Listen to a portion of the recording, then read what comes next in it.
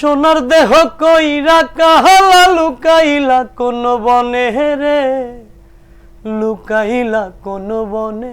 কিশোরী গো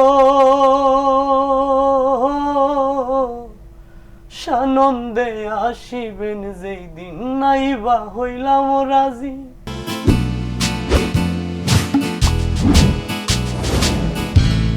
দর্শক যে যেখান থেকে দেখছেন বাংলা ভিশনের নিয়মিত আয়োজন আনন্দ আড্ডায় আপনাদের সাথে আছে আমি শুভ খান, এবং আমার সাথে আজকে যিনি স্টুডিওতে রয়েছেন বর্তমান সময়ের জনপ্রিয় এবং ব্যস্ততম একজন শিল্পী পথিক উজ্জ্বল। ভাই কেমন আছেন? জি আলহামদুলিল্লাহ, খুব ভালো আছি। পথিক উজ্জ্বল, সবকিছু মিলে 2025 সালের প্রথম মাস শুরু, কেমন যাচ্ছে আপনার? এখন নতুন কি কি গান আছে হাতে? নতুন 7-8টা গান আমার আনরিলিজ, এগুলো পর্যায়ক্রমে রিলিজ দেওয়া হবে। আর এমনিতে 2025 সাল আসলেই খুব ভালো, বিশেষ করে সবার জন্যই। এই পর্যন্ত পথিক উজ্জ্বল কতগুলো গান গেয়েছেন মৌলিক? মৌলিক বলতে আমি কাভার গান সম্ভবত আমার যতটুকু মনে পড়ে আমি 2টা কাভার গান করছি, বাকিগুলো আমার সব মৌলিক গান। তো প্রায় 75টার উপরে। 75টার উপরে। এর মধ্যে বেশ জনপ্রিয়তা পেয়েছে কতগুলো গান? বেশ জনপ্রিয় প্রায় 10টার উপরে। দর্শকদের পক্ষ থেকে আমি বলবো, যেহেতু আমি একজন দর্শকের কাতার থেকে বলছি, যে আপনার একটি গান যে সোনার দেহ কইরা কালা লুকাইলা কোন বনে, এই গানটি আমি আজ থেকে বছরখানিক আগে হয়তো ঢাকা থেকে কুমিল্লার উদ্দেশ্যে একটা গাড়ির মধ্যে যাচ্ছিলাম, সো গানটি হঠাৎ ইউটিউবে আসলো। আমি এই গানটি মোটামুটি ওই সময় মনে হয় যে আমি 15 থেকে 20 বার শুনেছি, মানে এত ভালো আমার কাছে লেগেছে। এরপর সব মিলে আমি প্রায় ওই গানটি কয়েকশো বার শুনেছি। তারপরে হয়তো আপনার সাথে যেভাবে কথা হলো বা যোগাযোগ হলো, আমার কাছে খুব বেশ ভালো লেগেছে। আপনার এই গানটি দিয়ে আসলে আমি শুরু করতে চাচ্ছি দর্শকদেরকে, যাতে যদি গানটি একটু শোনাতেন। আসলে আমি মূলত কোনো গীতিকার না, গানটি এমনিতেই নিজে ইচ্ছা করি গানটি লেখার চেষ্টা করছিলাম, শুরু করছি একটু নিজে। পরে গানটি কম্পোজিশন করার পর আমিও ভাবিনি গানটা একটু মানে এতটা জনপ্রিয় হবে। কম্পোজিশন কে করেছে? কম্পোজিশন করেছে রেমো বিপ্লব ভাই। খুবই মানে চমৎকার কাজ করে রেমো বিপ্লব ভাই। তো আমি একটু শোনাচ্ছি গানটি। সোনার দেহ কইরা কাহালা লুকাইলা কোন বনে রে, লুকাইলা কোন বনে। আমি কেন বা পিরিতি কইরাছিলাম না যাই না তোর সনে রে, কেন বা পিরিত কইরাছিলাম না যাই না তোর সনে। আগে যদি জানতাম রে তোর এমন আচরণ, আমি আড়াল থাইকা দেখতাম তোরে দিতাম না এই মন। আগে যদি জানতাম রে তোর এমন আচরণ, আমি আড়াল থাইকা দেখতাম তোরে দিতাম না এই মন। লোক নিন্দা সইব কহত তুই বন্ধুর কারণে রে, তুই বন্ধুর কারণে। আমি কেন বা পিরিতি কইরাছিলাম না যাই না তোর সনে রে, কেন বা পিরিত কইরাছিলাম না যাই না তোর সনে। বাহ, চমৎকার গান, চমৎকার কথা, অসাধারণ সুর। আসলে এই যে আপনার শিল্পী জীবনে আসা বা শিল্পী হওয়া, এটা কি ইচ্ছা ছিল ছোটবেলা থেকেই? হ্যাঁ, আমি যখন ক্লাস 4-এ পড়ি তখন আমার মা টুকটাক গান করতো। তো মা একটা গান শিখিয়ে দিয়েছিল যে কাল সারা রাত ছিল স্বপনের রাত। তো এই গানটা শেখার পর থেকেই গান গাওয়া মানে গান নিজে গাওয়ার খুব আগ্রহ। তো এখান থেকে চেষ্টা করতে করতে আজকে পর্যন্ত। তার মানে মা শুরু করেছে, এমনি পরিবারের আর কোনো বাধা আসেনি? না। এই পর্যন্ত আপনার গান নিয়ে সবচেয়ে মানে কষ্টের কি মানে মানে স্মৃতি আছে, ছোট্ট করে দর্শকদেরকে আসলে বলবেন? স্মৃতি বলতে আমার মানে আমার জন্মস্থানটা যেখানে, সেখানে সংস্কৃতির ছোঁয়া নেই বললেই চলে। কোন জেলায়? আমার বরিশাল জেলা, হিজলা থানা। তো আমাদের জন্মস্থানটা খুবই একটা মানে দুর্গম চর এলাকা। আপনি হেলিকপ্টার দিয়েও গেলে মনে হয় যে আপনার নদী পারানো লাগবে, আচ্ছা, এরকম অবস্থা। তো সেখান থেকে আসলে সঙ্গীত হচ্ছে তো গুরুমুখী বিদ্যা। তো আমার এলাকা শিখার মতো ওরকম কোনো পরিবেশও নাই, আর ওরকম কোনো ভালো স্যারও ছিল না। তো আমি 2008-এ এসএসসি পরীক্ষা দিয়ে যখন বরিশাল শহরে ভর্তি হই, 2010 ইন্টার পরীক্ষা দিয়ে আমি ঢাকায় আইসা দুজন স্যারের কাছে আমি গানের শিক্ষা সুযোগ পেয়েছি। একজন হচ্ছে মাহমুদ ভাই, আরেকজন হচ্ছে মীর হেদায়েতুল্লাহ বাকি স্যার। তো সেখান থেকেই আর কি এখনো চেষ্টা করছি শেখার জন্য। প্রথম গান আপনার কত সালে বের হয়েছিল? আমার প্রথম মৌলিক গান বের হয়েছিল 2017 সালে। গানটি প্রয়াত শ্রদ্ধেয় গীতিকার পাগল হাসান ভাইয়ের কথাও সুরেছিল। একটু যদি এটা আসলে আমার জীবনের একটা বড় পাওয়া। আচ্ছা, পাগল হাসানের কথা বলেছেন, আমার শরীর আসলে চমকে উঠেছে, কারণ পাগল হাসান আসলে বাংলাদেশের একটি জিনিস সম্পদ ছিল, যদিও আমরা আসলে সড়ক দুর্ঘটনায় তাকে হারাতে হয়েছে। সেই গানটি যদি আসলে দর্শকদেরকে একটু শোনান। আমার নৌকা ঘাটে বান্ধায় আছে, আমি শ্যাম বাঁচাই না কুল বাঁচাই বলো, শ্যাম বাঁচাই না কুল বাঁচাই, আমি আপনারে দেখিবার চাই।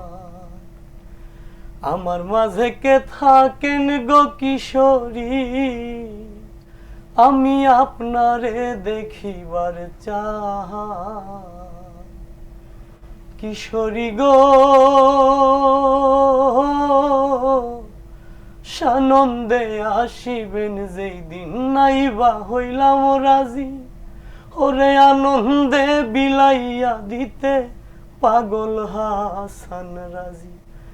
আমি দমে দমে নৌশা সাজি, কদমে আখের গুছাই, আমি আপনারে দেখিবার চাই। আমার মাঝে কে থাকেন গো কিশোরী, আমি আপনারে দেখিবার চাই। যদিও গানটি একটু আধ্যাত্মিক টাইপের গান পুরোই। আপনার গানগুলো প্রত্যেকটা গানই একটু মানে কথা বা সুর অন্যরকম। এখনকার যে বাজারে গান চলছে, ভিউ বলি, অনেক কিছু বলি, ভিউর একটা ব্যাপার আছে। বাংলা গান নিয়ে কি বলবেন?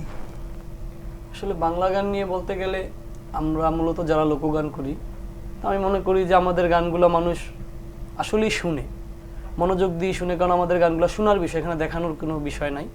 তবুও দেখা গেছে যে আপনার যেহেতু ডিজিটাল মিডিয়া, তো একটু মোটামুটি একটু ভালো মানের একটু ভিডিও করলে জিনিসটা আরও ভালো হয়।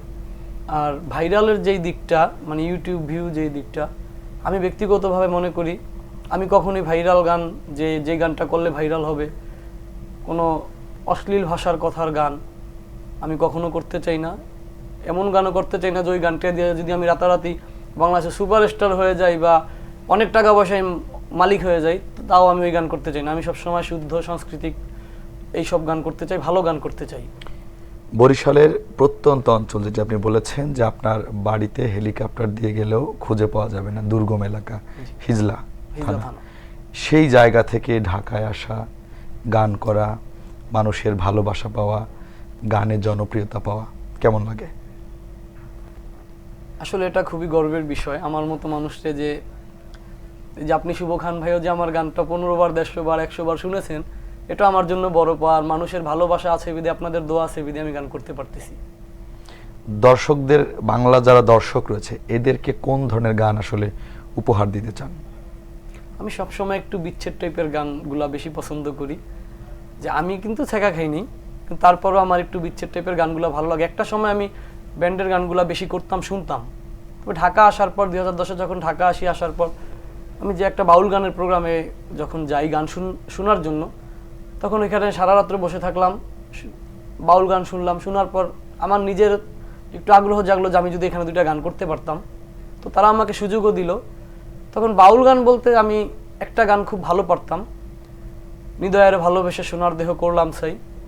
তো ওই গানটা যখন স্টেজে গাওয়ার সুযোগ করে দিল, তখন আমি ওই গানটা আমার জীবনের প্রথম আর কি স্টেজ ঢাকাতে, ওই গানটা গায়ে আমি প্রায় 8 থেকে 9 হাজার টাকা টিপস পাই। তারপর ওনারা আরো একটা গানের রিকোয়েস্ট করে, কিন্তু দুর্ভাগ্যবশত আমি আর কোনো মানে ওই টাইপের যে পরিবেশটা যে টাইপের গানের ছিল, আর কোনো গান পারতাম না। আচ্ছা আচ্ছা। পরে আমার কাছে মানে ব্যাপারটা খুবই ভালো লাগলো। তো অনেকেই বললো যে ভাই তুমি তো ওই গান থেকে বাউল গানটাই বেশি ভালো গাও, তোমার ভয়েস এটাই শুট করে। তখন থেকে আমি আগের গানগুলো সব কিছু মুছে আবার নতুন করে বাউল গান শোনার এবং শেখার চেষ্টা করলাম। তো এখন থেকে ওই টাইপের গানগুলো আমি একটু বেশি করি। আপনাকে যদি আমি একটু বলি, আসলে এই যে বিরহ বা বিচ্ছেদ টাইপের গান যে আপনি গান পছন্দ, আপনার বেশিরভাগ গানই যেমন বেঈমান মানুষ, তারপর অনেকগুলো গানই সবই একটু বিরহ বলি বা স্যাড বলি, দুঃখটা কি বেশি কিনা, মানে কিসের দুঃখ এত? নাকি মানুষ তো বিরহ গান গাইলে বা বিরহ গান শুনলেও বলে যে নিশ্চিত আসলে প্রেমে ছাকা খেয়েছে। আসলে প্রেম বলতে যে শুধু একটা ছেলে একটা মেয়ের সাথে রিলেশন করে দুঃখ কষ্ট পাবে এরকমও বিষয় না।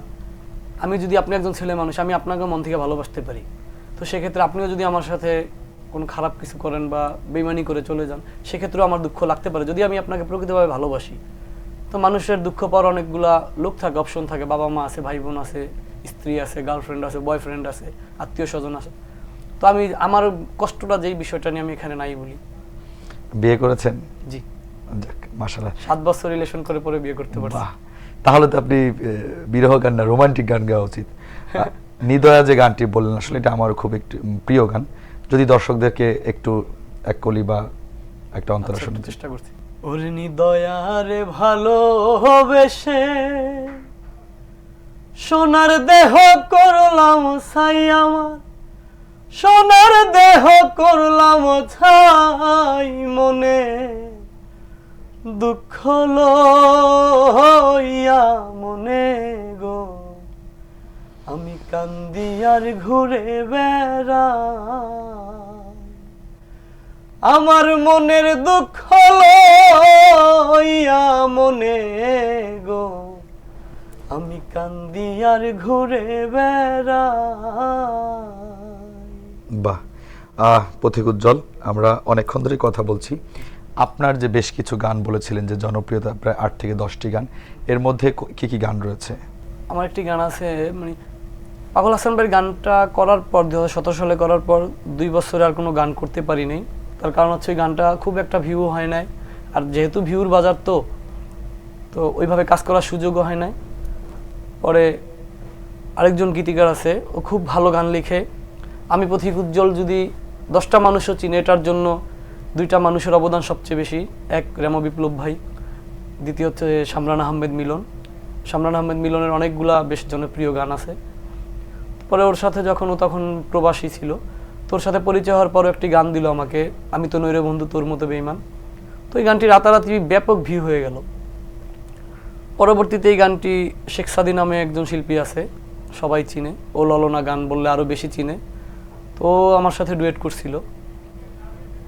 তো ওই গানটা করার পর আদৌ পর্যন্ত, ওই গানটা 2019 সালে করা হয়েছিল, তারপর থেকে এখন পর্যন্ত আর আমার কাজ থেমেনি, চলতেছে। আমি তো নইরে বেঈমান, আমরা যদি একটু শুনি। পরাইয়া পীড়িতের রশি বানাইয়া জগতে দোষী, কই রইলাই রে সোনার চাঁদ, মনে চায় যখন আসিয়া তখন করব না বিন্দু মাত্র অপমান, আমি তো নহি রে বন্ধু তোর মতো বেঈমান, আমি তো নহি রে বন্ধু তোর মতো বেঈমান।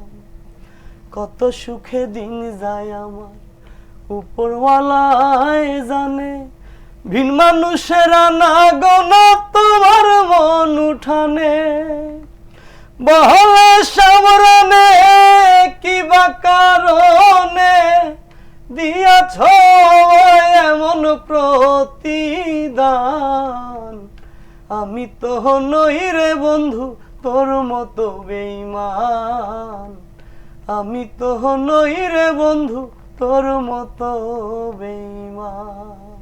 বাহ বাহ, অসাধারণ, সত্যি দারুণ লেখা। ভাবি গান কেমন পছন্দ করে? ও গানের মানুষই।